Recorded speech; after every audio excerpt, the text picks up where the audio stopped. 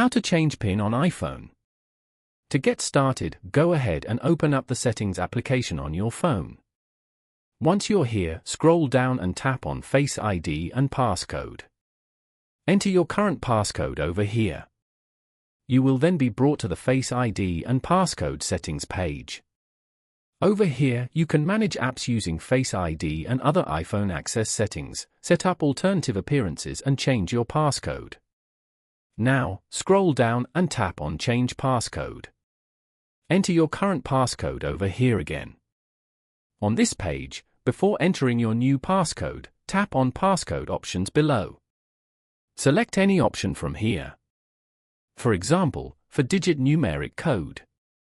Then, enter your new passcode. Note that for the next 72 hours, you can use your previous passcode to reset your new passcode if you forget it.